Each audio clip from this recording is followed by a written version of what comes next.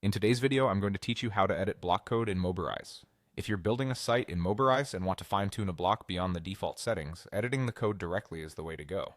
I'll walk you through the exact process from start to finish, keeping it simple and clear so you can follow along with confidence. First, sign into your Mobirise account and launch the Mobirise application.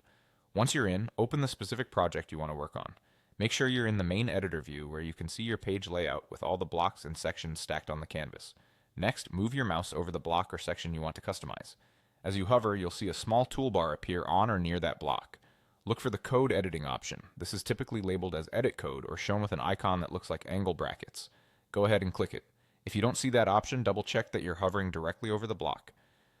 And be aware that code editing usually requires the code editor feature to be available in your setup. Once the code editor opens, you'll see the block's underlying HTML, along with any associated CSS and sometimes JavaScript, depending on the block. This is where you can make precise changes to structure, styling, or behavior. Work carefully and change only what you understand. A good tip is to make small, incremental edits and test as you go. If you're adjusting styles, consider adding or modifying classes rather than rewriting large chunks, which helps keep your edits maintainable. Keep accessibility in mind as well. Use semantic tags, proper heading levels, and descriptive alt text where needed. If you're experimenting, it can help to copy the existing code into a temporary note, so you always have a clean reference.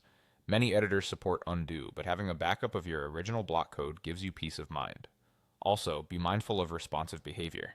Check your changes with different viewport sizes inside Mobirise to ensure the block still looks great on mobile and tablet. When you're satisfied with your edits, confirm them by clicking the check button located at the bottom right of the editor. This applies your changes to the block and returns you to the page view, where you can immediately see the updated result. And that's it.